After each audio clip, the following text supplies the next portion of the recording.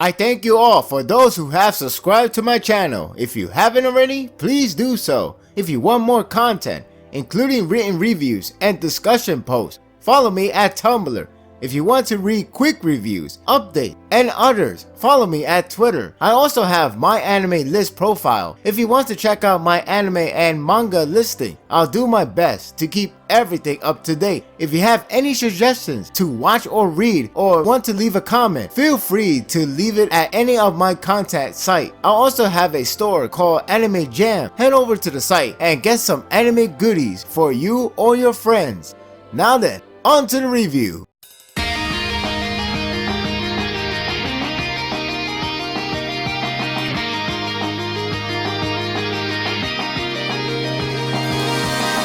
Making a decision is often seen as a difficult task. It all lies on one person, and whatever he or she decides, the responsibility now rests on that shoulder. It can be an ultimatum, and it can lead to a huge amount of pressure. It's not easy to declare if it's the best or worst decision until the effect passes through, and it can take a while. This chapter clearly reflects the notion, and it's only a matter of time to see where the path leads to. The chapter continues to draw out more drama as well as world building with a newer mystery to think over. The mystery aspect goes to what Ayato discovered far underneath the surface, and the drama continues off with Toka and Kaneki. It continues to have me more invested with this newly discovered location that can expand the lore further, yet it has me torn up to see where Kaneki and Toka have to go through. It's hard to fault them to make their decision, and much like video games, you just have to hope that it's not a bad one. The chapter clearly starts to push the audience on thinking of what Toka will do. What will Kaneki will do? Will they actually risk themselves to save one friend? Kaneki monologues more than usual in here because it challenges his mind on what is considered the right choice. Even when he was talking to the kids, his mind is boggled with the thought of Toka and possibly meeting Musuki in order to meet her demand. Toka on the top of the tower or some sort has me feeling uneasy. I'm not saying she was going to suicide, but it's that mood of depression taking place.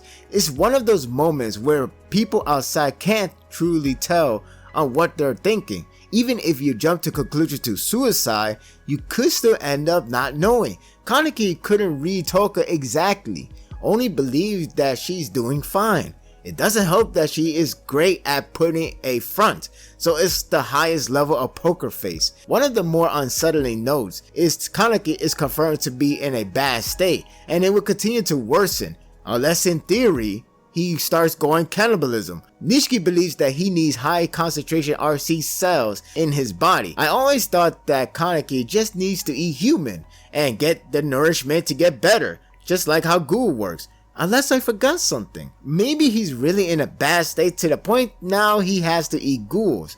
Basing off the explanation of his body, he interpreted that his body may be aging at a rapid rate. I wonder if this means Ishida is a fan of Metal Gear Solid. I don't know if this is true based on science, but it looks like the repercussion of a human becoming a ghoul has more side effect than initially said.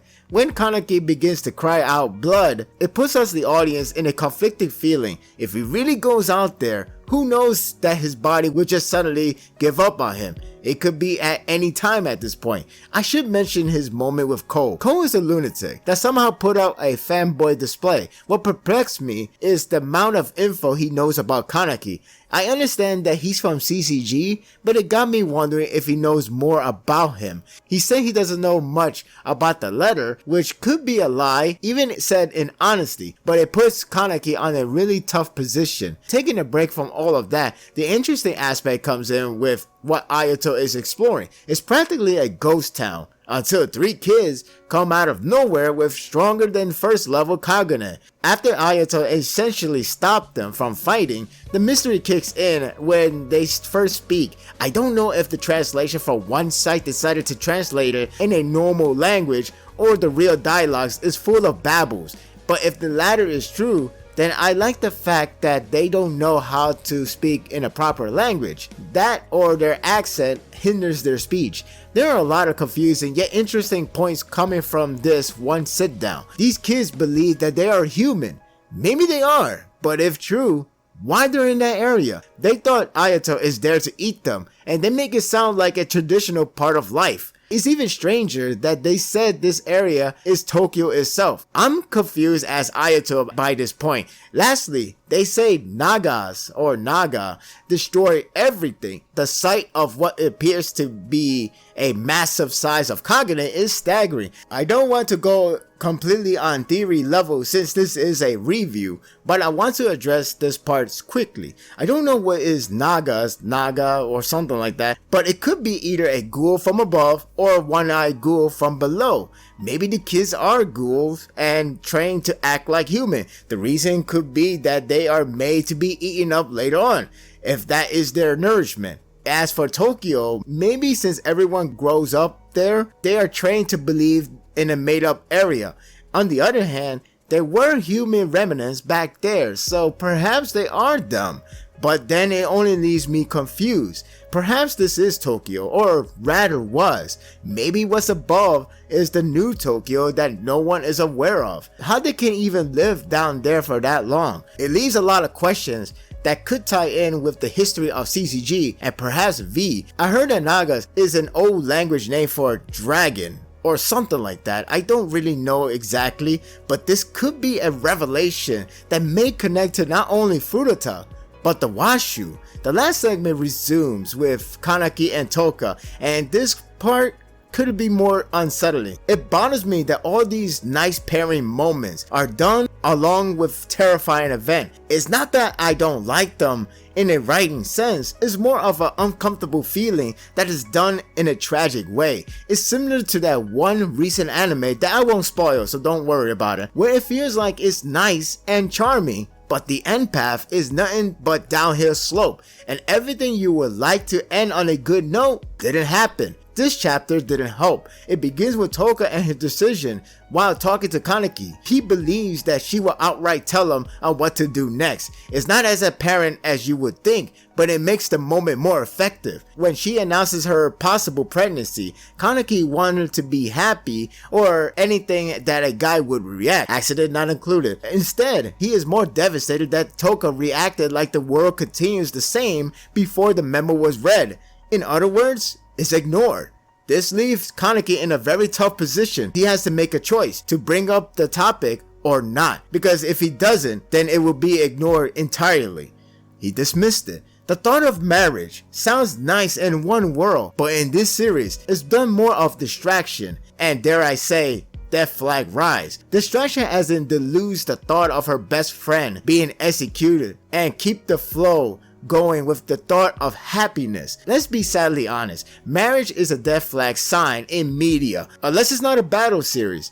Then again, that anime did axe one character, so you know what, let's just not think about any other parallels. In any case, this is pretty hard to watch with his presentation and the continuous struggle from Kaneki. There are plenty of monologues from him that shares with you on his situation. The last part could be mistaken like they are so selfish for each other. They only care about themselves. They only love each other and they don't care about what happens to anyone else. But you have to recall the place they're in. Kaneki is weak. Toka is pregnant. Maybe. And that part is already a gamble. Goat is not as strong as they were.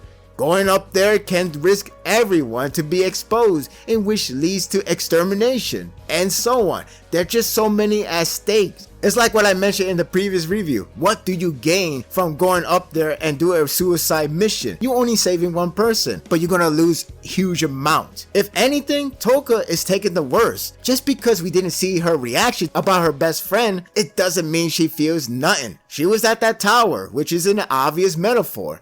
Again, many of their love actions are based on distraction, and that is tragic enough. It would be significantly worse if everything becomes a knot, such as giving birth. It's the matter of how much they can endure. This chapter brought in a hard-hitting decision, strange mystery of the newly discovered location, and the ending that continues to bring the worst is underway. It's somewhat an uncomfortable chapter. In another series, it could have been sublime and touching to see them as lovers. But make no mistake, it's going to get worse from here on. Will they survive? I hope so. I'm giving this chapter an 8. Guys, what can I say? I don't know what to expect at this point. Like I said, it's all downhill from here, or maybe, just maybe, there is a guardian angel that will save Yoriko and everything will go well. I can only hope for that. But you never know, because this series could go anywhere at any time. What are your thoughts of this chapter? Do you think that the decision they made is the right decision? And I'm not talking about the marriage. That's all nice. The fact that they cannot go there and actually risk themselves to save one friend while they could lose so many. And yes, one friend is considered many, but you gotta understand the position. And it's sad. And it reminds me of the last part with Yomo telling Toka that when they're overpowered, they cannot do anything but hide as they continue to lose their precious friends, their families, their loved one. It's just a sad thought. And I'm hoping there isn't a guardian angel or a guardian ghoul. I'll take anything. You could care less about Yoriko, but you gotta understand these characters are really reflected by their status. We can only hope for the best in the upcoming chapters. And that will do it for the review. I hope you enjoyed this one. If you like this and want more of this, subscribe to my channel and my world will be yours to stay. Until next time, take care.